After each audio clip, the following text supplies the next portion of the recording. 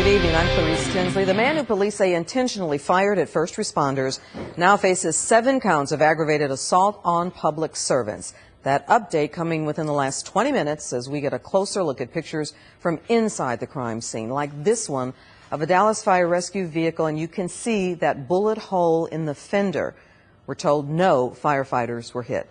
Sky 4 shot video of the suspected shooter moments after he surrendered, and we're told this entire shooting event started after he confronted a woman and a small child at that far north Dallas residence. Fox 4's Richard Ray joins us now from far north Dallas to explain, Rich, what happened, and I understand investigators are still at the house. It's a very active scene out here, Clarice. Just a few minutes ago, we saw a convoy of vehicles go into that gated community. It included some hazmat vehicles, an ambulance, and a fire truck. We are told that they fear, at least, that there are still unexploded devices in there.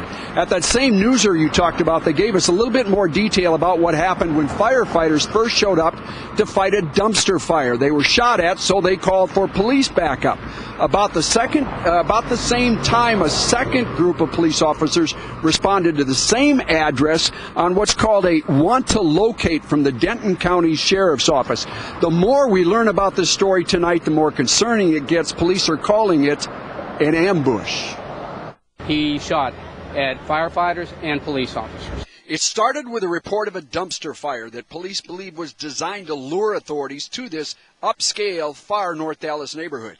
No firefighters were hit, but a fire truck was. While this was happening, Dallas police officers were also dispatched to the same location regarding a call about a missing person. Upon arrival, officers were also met by gunshots as they were walking to the location. Police and firefighters pulled back and the SWAT team was called in. From Sky 4, you can see the heavy police presence as they take up the entire block.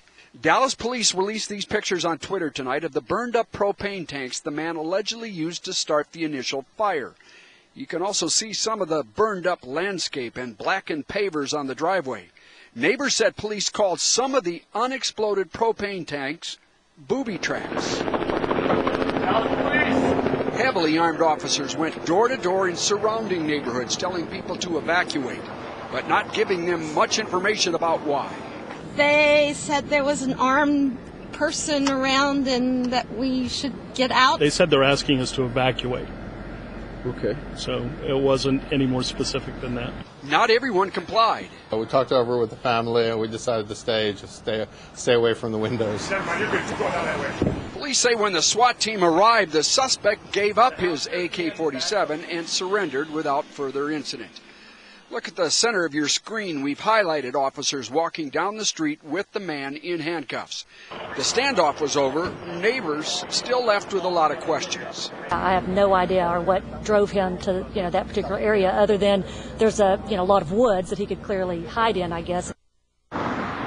One neighbor told us that police told him, at least, that the gunman had sovereign nation complaints, which begins to sound a lot like something that happened in Las Vegas earlier this year when 2 police officers were ambushed, shot and killed by a couple with anti-government sentiments. Clarice? Rich, what else can you tell us about the woman and that little girl the man confronted before the shooting started?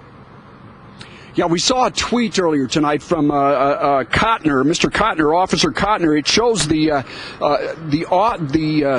babysitter and an 8-year-old girl apparently rescued by SWAT officers. Now, we're told that the suspect originally confronted that babysitter outside the house, that she and the child went inside and hid. We want to emphasize that police say he never did, in fact, enter that house. But again, the babysitter and the child were rescued. This is a gated community, a very upscale community. I'm told that the houses are multi-million-dollar houses. So apparently this guy was an outsider. How he got by the gates and into there, that's all questions that we're going to have to ask tomorrow. And again, tonight at the newser police just held, they said they've got questions for the family in the house, but again, the suspect never got in the house. All right, Richard Ray live in far north Dallas. Thank you.